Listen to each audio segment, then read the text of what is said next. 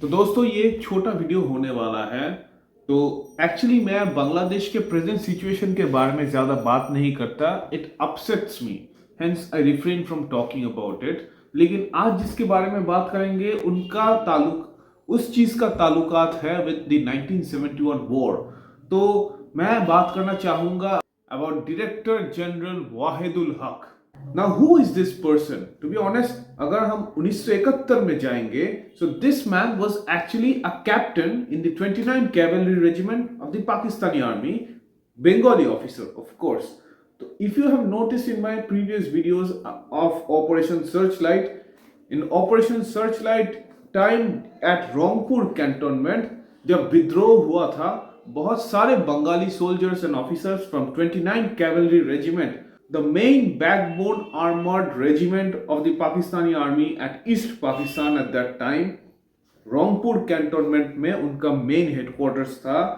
यहाँ से बहुत सारे Bengali soldiers and officers had defected and revolted.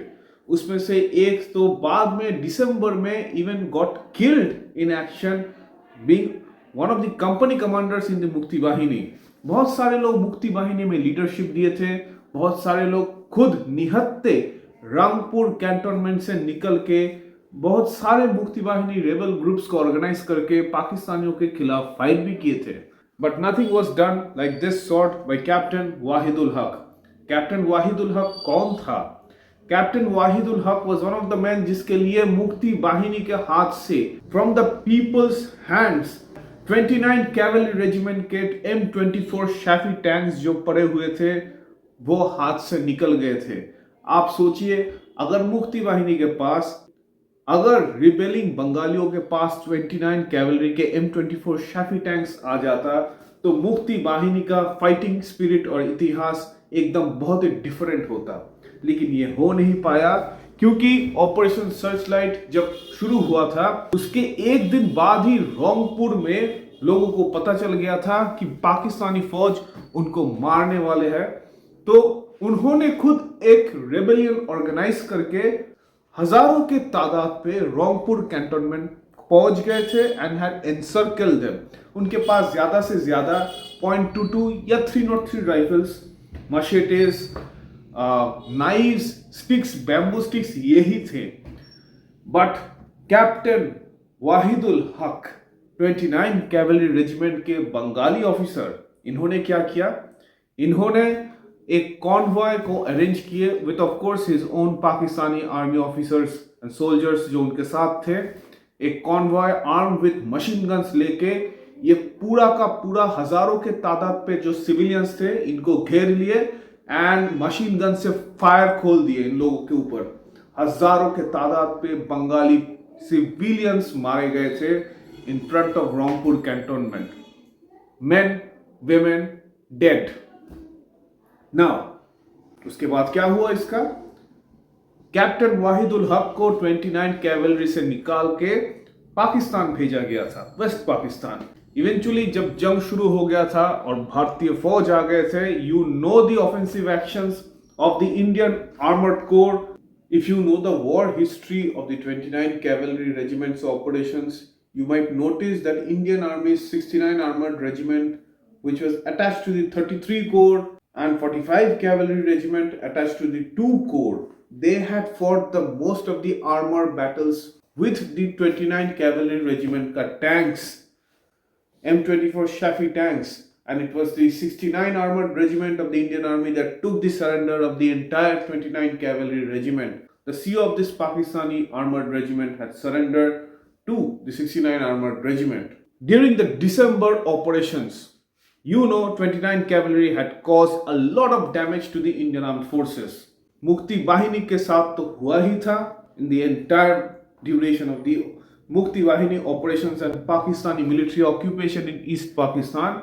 Indian Army का भी tank casualties and infantry casualties हुआ था due to the 29 Cavalry Regiment. ये पूरा का पूरा पाकिस्तानी आर्मी यूनिट जो बंगालियों के फेवर में आ सकता था due to the heavy presence of Bengali soldiers in this Pakistani military unit, ये हाथ से निकल गया था। So, being transferred to Pakistan, he stayed there for the entire duration of the war while the 29th Cavalry Regiment was fighting in East Pakistan. Anyway, being transferred to Pakistan, he came back to Bangladesh. He initially joined Bangladesh Army. ये Bangladesh Army में serve किए थे till the rank of colonel, later being shifted to the Bangladesh Police. He was also the Director General of National Security Intelligence (NSI) of Bangladesh, an intelligence agency. बाद में जब शेख हसीना की government I in power, at that time in 2018 he was arrested for this specific crimes against humanity he had committed in 1971, murdering thousands of people outside Rangpur cantonment. This was a war crime. उन्होंने पाकिस्तान को support किया, लेकिन वो बांग्लादेश वापस आके बांग्लादेश में रहे as a Bangladeshi citizen.